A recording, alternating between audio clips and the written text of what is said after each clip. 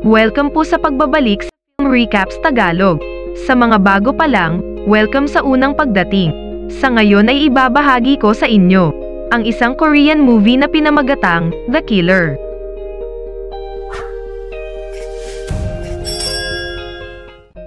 Si John ay isang profesional na killer na kayang pumatay ng sinuman. Siya ay binabayaran sa paggawa nito at siya ang highest paid na killer sa mundo ng krimen.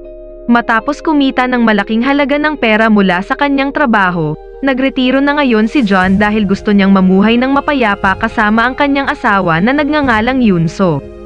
Isang araw, sinabi ng asawa ni John na makikipag-hangout siya sa isa niyang matalik na kaibigan na nagngangalang Nora sa loob ng ilang araw, kaya't hiniling niya kay John na alagaan ang stepdaughter ni Nora dahil tuluyan nang nawalay sa kanya ang kanyang ama pagkatapos ng hiwalayan.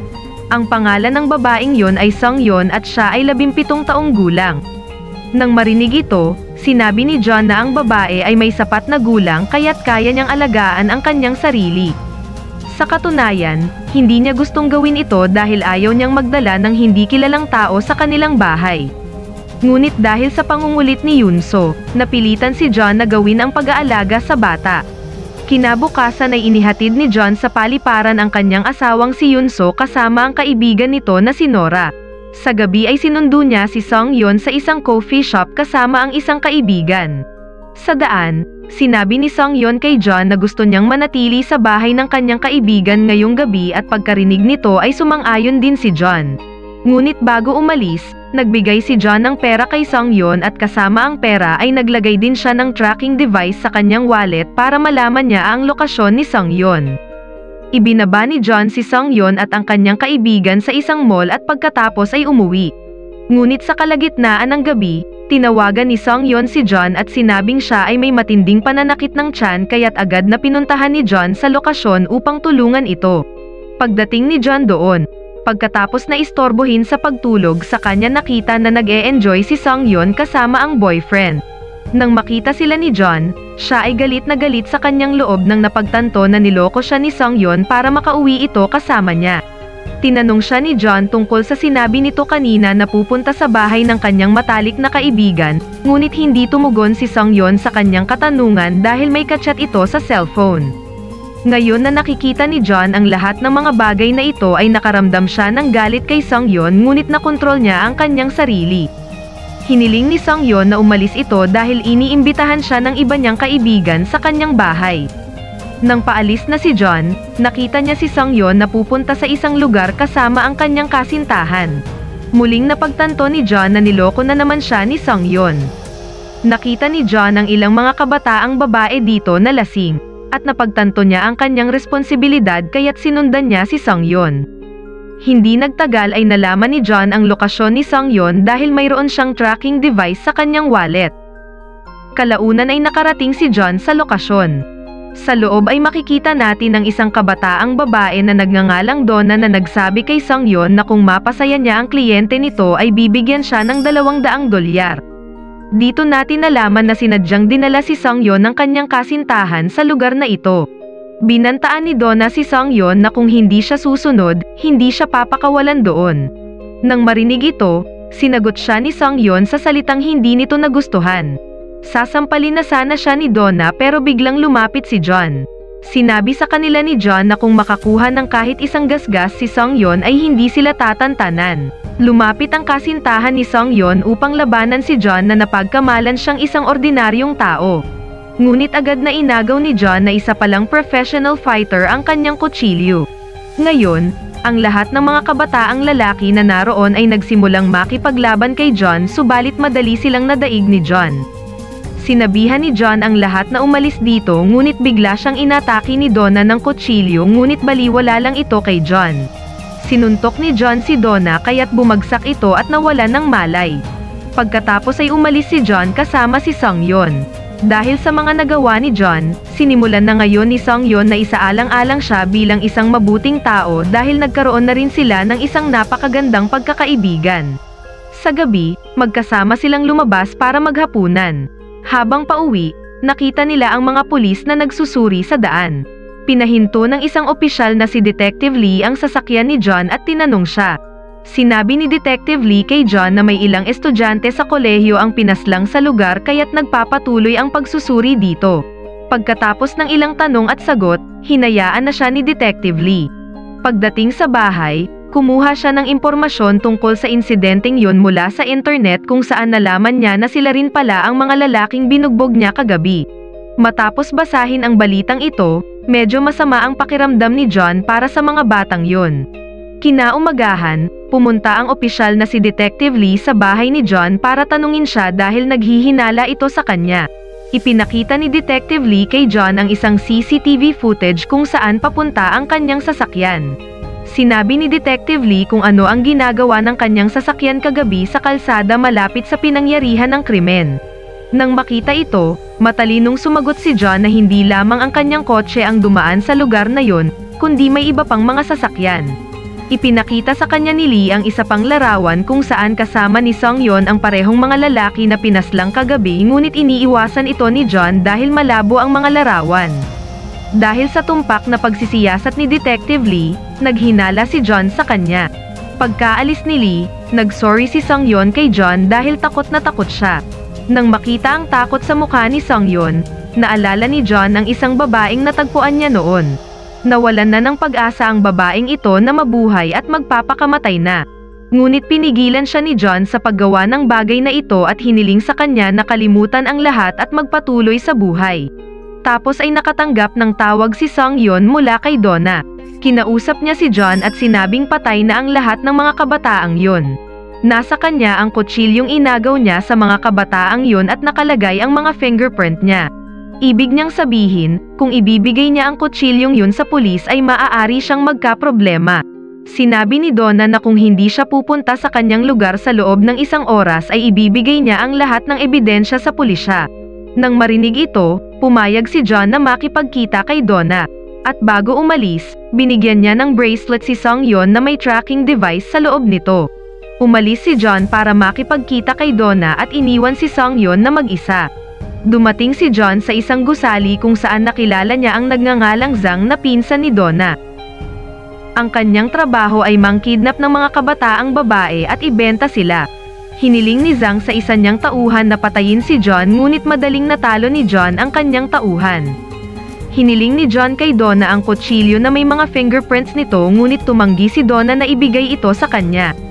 Nang makita ito, sinimulan ni John na pahirapan ang tauhan ni Zhang. Nang makita ito ni Zhang kung saan siya ay natakot, hinagis niya ang kutsilyo kay John. Nang yumuko si John para kunin ang kutsilyo ay bigla siyang binaril ni Zhang tapos ay tumakbo palayo. Sinundan niya si Zhang ngunit nakaharap niya ang isang gangster na nagbibigay sa kanya ng isang pantay na laban. Ngunit nagawang makaalis ni John sa lugar matapos itulak ang kalaban sa dingding na may nakausling patalim. Pagkatapos ng laban, dumiretso si John sa kanyang bahay. Pagdating niya, nalaman niyang maraming tao ang pumunta rito para kidnapin si Sung-yeon. Agad na natunto ni John ang kanyang lokasyon gamit ang tracking bracelet ni Sung-yeon na ibinigay niya kanina. Pagkatapos ay kinuha ang kanyang baril at nagpas siyang pumunta roon. Dumating si John sa lokasyon at agad na umataki. Pagkatapos ay napansin ni John si Donna na nagsimulang tumakbo palayo ngunit nahuli din siya. Tinanong siya ni John kung nasaan si Sung-yeon. Sumagot si Donna na kung papatayin siya ni John ay papatayin ng mga kaibigan niya si Sung-yeon pagkatapos ay hindi niya mahahanap ang kanyang katawan. Nang marinig ito ay hindi siya pinatay ni John, sa halip ay sinimulan siyang pahirapan. Dahil hindi makayanan ni Donna ang pagpapahirap sa kanya ay napilitan din siyang magsalita at ibinunyag ang buong katotohanan.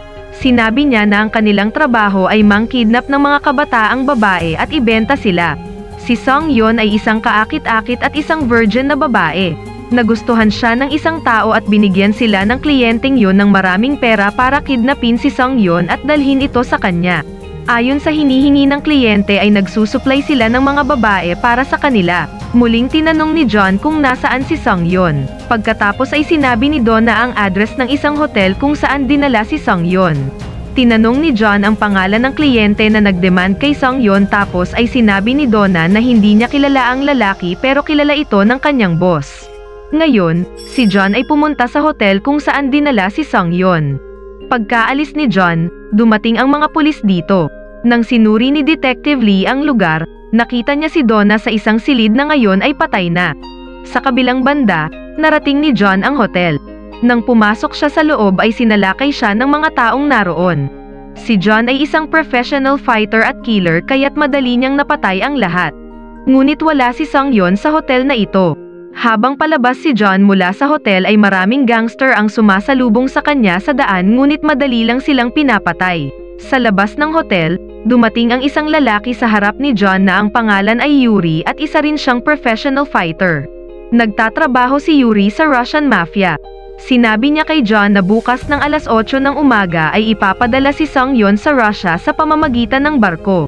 Ngunit hindi na niya ito magagawang iligtas dahil papatayin na siya dito.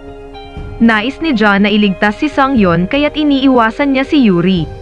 Nang siya ay paalis, agad siyang sinundan ni Yuri. Sa loob ng hotel ay naganap ang mahabang labanan sa pagitan ng dalawa. Dahil pareho silang mga profesional na manlalaban, matinding labanan ang ipinamalas ng bawat isa. Sa isang pagkakataon, tumalon si John mula sa bintana sa pamamagitan ng pagtali kay Yuri ng isang lubid. Nahulog siya sa ibabaw ng kotse na pag-aari ni Detective Lee. Itinutok ni Detective Lee ang baril kay John at hiniling sa kanya na samahan siya sa istasyon ng pulisya ngunit matalinong naagaw ni John ang kanyang baril. Tapos ay isinama niya ito na nakagapos ang kamay sa kanyang kotse habang papunta sa daungan ng barko para iligtas si Sung-yeon. Pagkaraan ng ilang oras, dumating si John sa cargo port kung saan ipapadala si Sung-yeon sa Russia. Nakita ni John si Sung-yeon sa loob ng isang sasakyan, at agad na sinalakay ang lahat ng gangster na kumidnap kay Sung-yeon.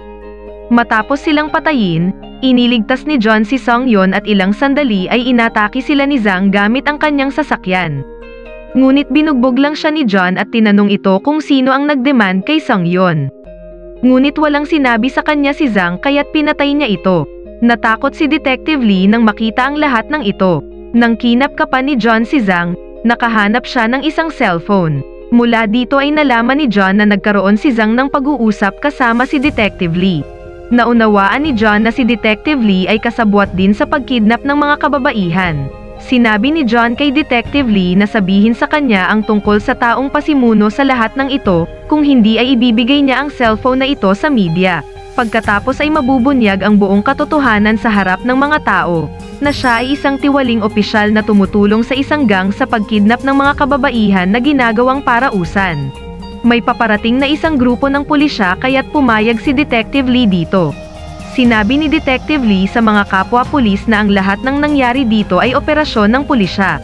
Pagkatapos ay ipinadala niya si John kasama si Sung-yeon sa ospital. Doon, nang nagkamalay si Sung-yeon, humingi siya ng kapatawaran mula kay John at sinabing ang lahat ng ito ay nangyayari dahil sa kanya. Ngunit pinakalma siya ni John at sinabing hindi niya ito kasalanan. Sa labas ng ospital, sinabi ni Detective Lee kay John na nakagawa siya ng maraming pagpatay para iligtas si Sung-yeon ngunit pinigilan niya ang lahat ng kasong yun. Samantala, sinabi naman ni John na nalaman niya sa parehong araw na nagtatrabaho si Detective Lee sa amo ni Zhang dahil nakita niya ang bangkay ni Donna sa compartment ng kanyang sasakyan.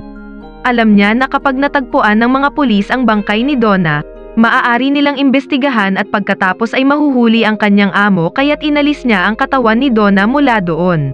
Laking gulat ni Detective Lee na nalaman ni John ang lahat ng ito. Ngayon, sinabi ni John na ibigay sa kanya ang impormasyon tungkol sa Russian Mafia na gumagamit sa mga kababaihan. Sa una, tumanggi si Detective Lee na gawin ito dahil ito ay isang napakadelikadong trabaho. Ngunit pagkatapos ay sumasang-ayon si Detective Lee sa kanya dahil may ebidensya si John laban sa kanya na maaaring tumapos sa kanyang pagiging opisyal ng pulis.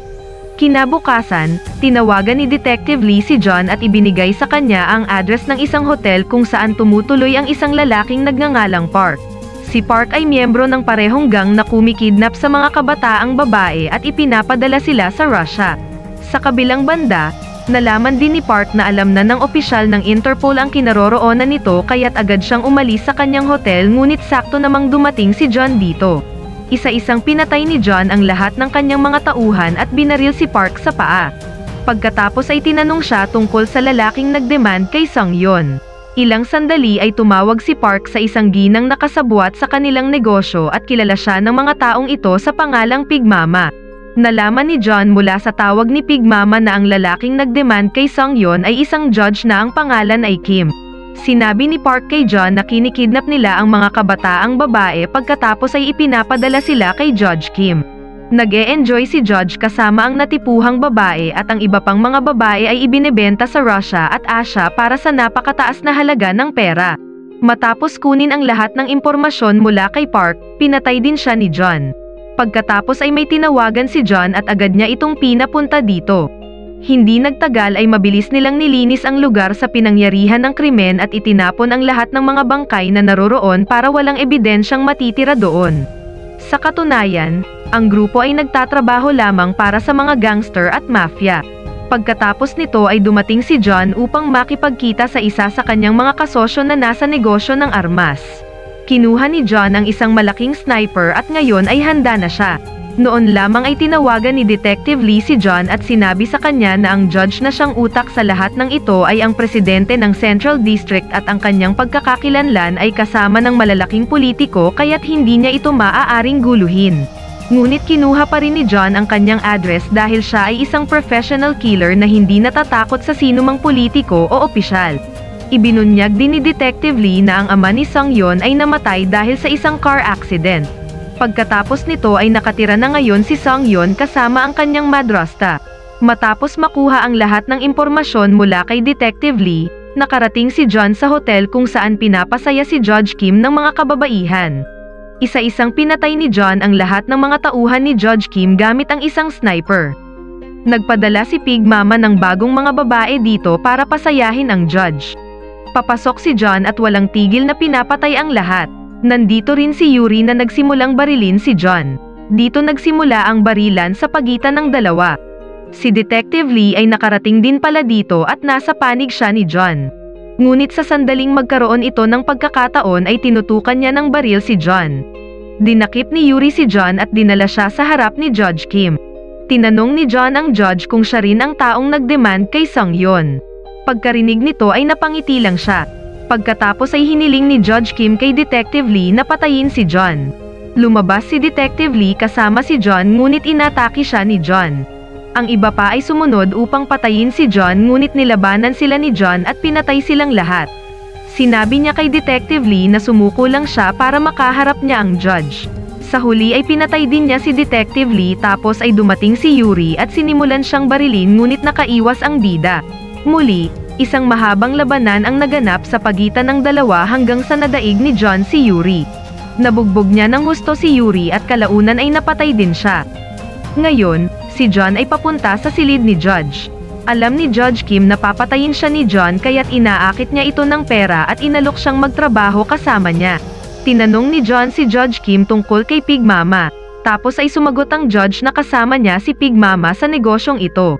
Matapos makuha ang lahat ng impormasyon tungkol kay Pig Mama, hindi rin nakalusot sa kamatayan ang judge. Sa kabilang banda, kasama ni Yunso ang kanyang matalik na kaibigan na si Nora. Pareho silang nakaupo at nag-uusap. Nang may tumawag kay Nora, sumakay siya sa kanyang sasakyan at sinagot ang tawag dahil ang tawag ay mula sa telepono ni Judge Kim. Sa totoo lang, ginagawa ni Judge Kim ang negosyo sa pagkidnap at pagbebenta ng mga kabataang babae kasama si Nora alias Pig Mama. Hindi tunay na anak ni Nora si Sung-yeon dahil ito ay stepdaughter lang niya, kaya't ipinagbibili niya sa mataas na halaga ng pera. Ibinunyag ni Judge Kim ang lahat ng mga bagay na ito kay John. Pinatay ni John si Judge Kim at tinawagan si Nora gamit ang kanyang cellphone. Nang sinagot ni Nora ang tawag sa loob ng sasakyan, si John ay nakaupo sa likod niya at laking gulat nito nang makita si John. Sa katunayan, walang kaalam-alam si Nora na si John ay isa palang professional killer. Sa halip ay itinuturing siyang isang ordinaryong tao. Dinala ni John si Nora palabas ng lungsod at sinabi sa kanya na aalagaan niya si Sung-yeon. Sa huling pagkakataon ay muling kinalabit ni John ang gatilyo ng kanyang hawak na baril.